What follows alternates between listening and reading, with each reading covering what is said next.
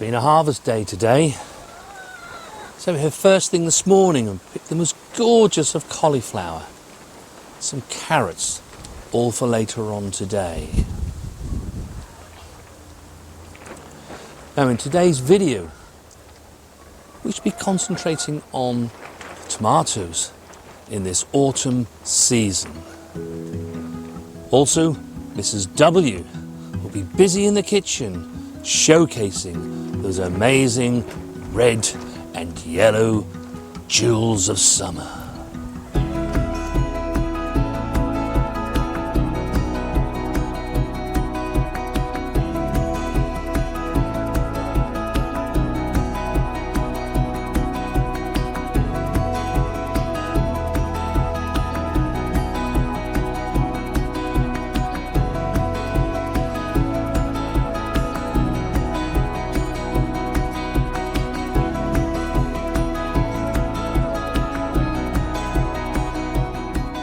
Hello and welcome back to the No Dig Norfolk Gardener.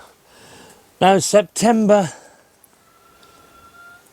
is one of those transitional months because we still have much to harvest and enjoy from our summer harvesting crops, but also we have lots outside in the outdoor plots that also speak of autumn: cabbages, cauliflower, kale. Much going on.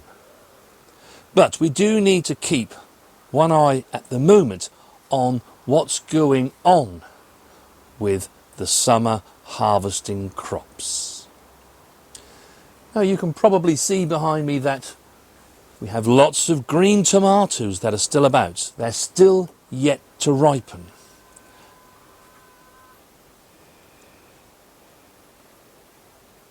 And what we want to do as gardeners is to try and get as many of these to ripen as possible before we get to the end of the season. We said in our last video there's about 4 to 6 weeks to go before all this will be gone. And by the way, thank you for all your amazing comments following that last video. Glad that many of you found it really useful. One of the most important things that we actually need to do is to ensure that these tomatoes have the maximum light and airflow between them.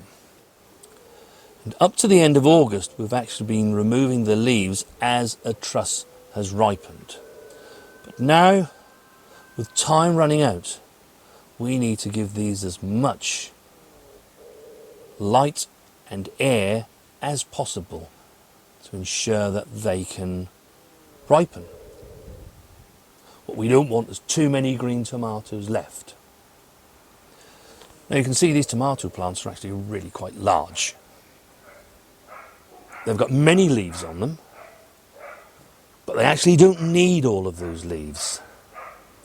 As long as we've got the leaf at the top here so that it can photosynthesize, that's absolutely fine. So remove leaves and let the light and air get to your fruit.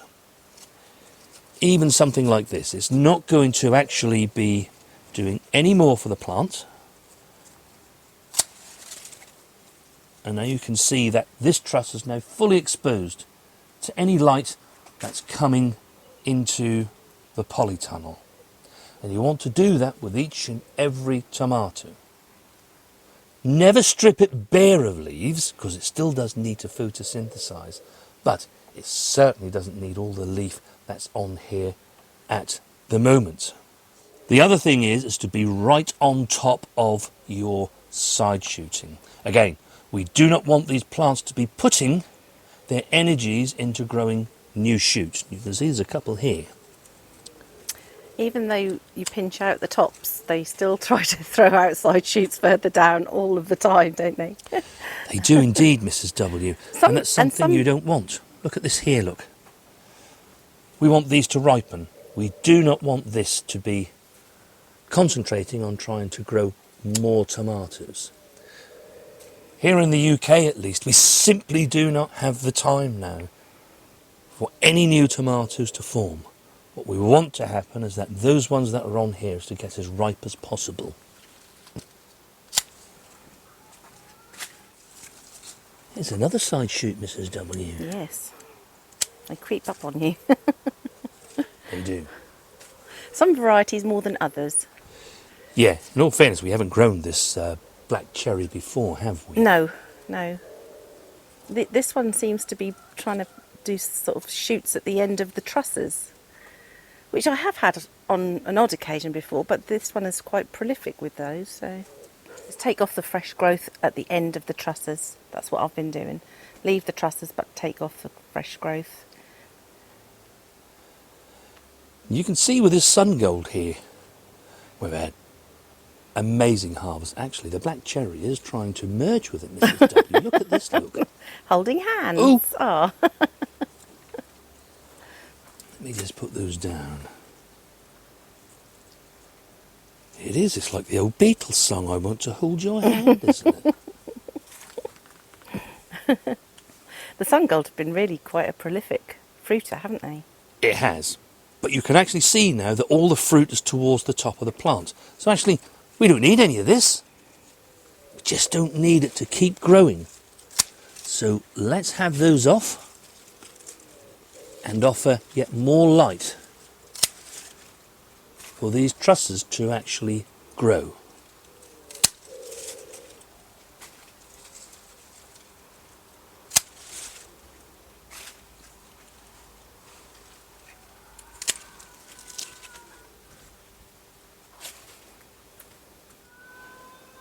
The other thing, of course, is to ensure that you keep harvesting your tomatoes, because then it will finish with those then, and it will start to concentrate on the others that are on here haven't yet ripened. And I've actually been instructed to pick cherry tomatoes. Now this sweet million, there were so many on here that it's actually snapped the branch. That's a shame, isn't it? Yeah. But we won't be wasting them, Mrs. W. Oh no, definitely not. It's amazing actually just how many tomatoes these plants are producing, isn't it? I know. Especially the cherry ones. They just so want to fruit, don't they? Lucky you, Mrs. W. Yes, I know. Definitely. What a beautiful harvest of cherry tomatoes you've done there for me, Mr. Wilson. Thank you very much. They look just like little treasures, don't they? Today I'm going to be making a cherry tomato tartatan to use up these little fruits. It's quite a simple recipe actually, and not too many ingredients needed. You obviously need the cherry tomatoes. You can use other tomatoes, you just probably would need to slice them in half and do them like that, but we're using cherry tomatoes today. Cherry tomatoes, 30 grams of butter, a tablespoon of sugar, 2 tablespoons of balsamic vinegar, some ready-made puff pastry, a little bit of fresh thyme, salt and pepper, and some basil at the end. I've heated my oven to 200 degrees centigrade, which is 180 fan, gas mark 6. Firstly, I have cut a circle of puff pastry, just about 1 centimetre bigger than the outside of my pan. Start off with, we need to melt 30 grams of butter, just gently in the bottom of the pan.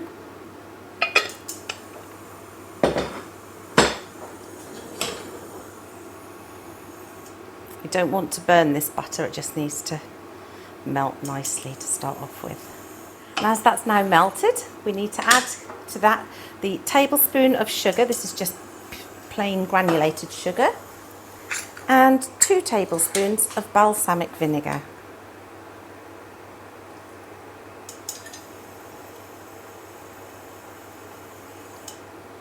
Just give that a stir, and we just need to gently dissolve the sugar.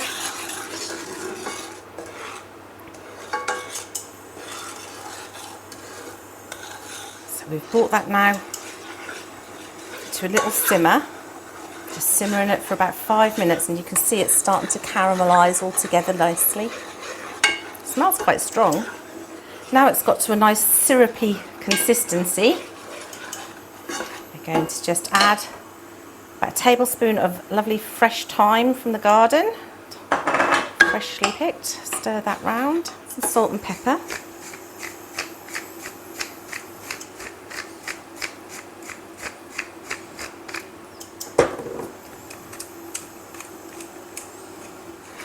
Just make sure that's all incorporated. And now I'm going to switch off the hob. And into that, I'm now going to just add tomatoes to coat the bottom of the pan in a single layer. So it depends the size of your pan. This is quite a large pan, so you may need probably sort of 600 or 700 grams of tomatoes. Just tuck them in nicely so they're all on a single layer, like so. And then we simply, with our pastry,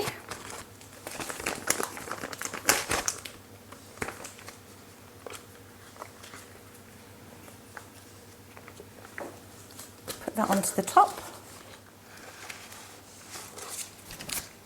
And then you just need to go round the edge and press the pastry down the side of the tomatoes.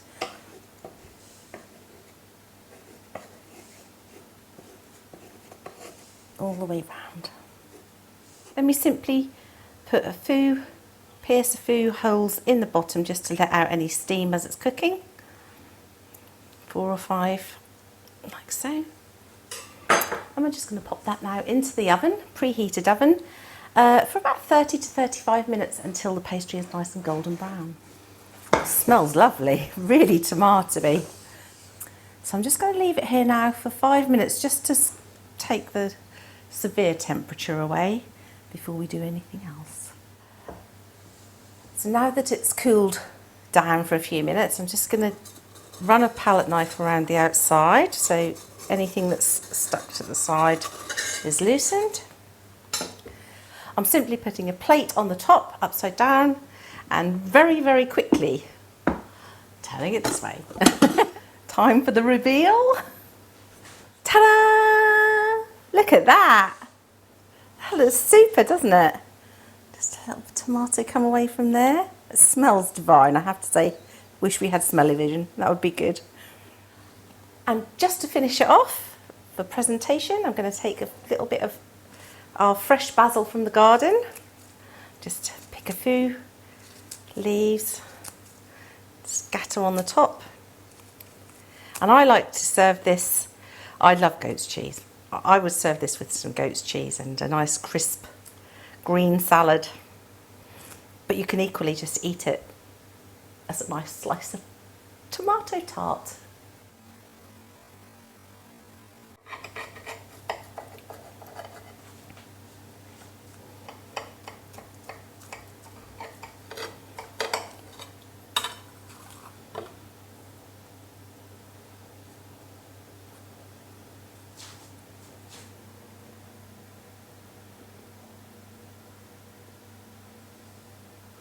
We've been enjoying that for our lunches through most of August. It's been absolutely amazing.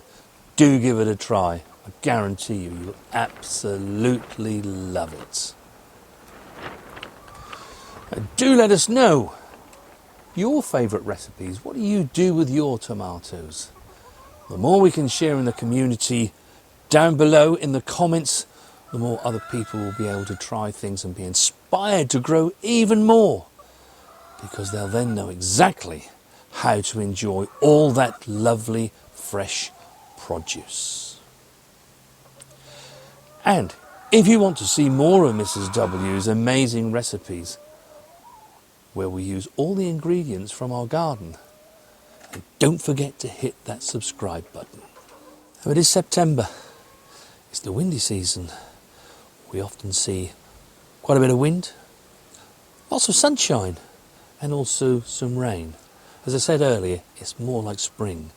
And today, we are expecting a storm to blow through, some thunderstorms. So a really good tip at this time of the year is to actually ensure that your polytunnel and greenhouse doors are all closed up so that they don't break in those high winds. Do have a great gardening week. Myself and Mrs. W, we shall see you back here in our no-dig Norfolk garden very soon.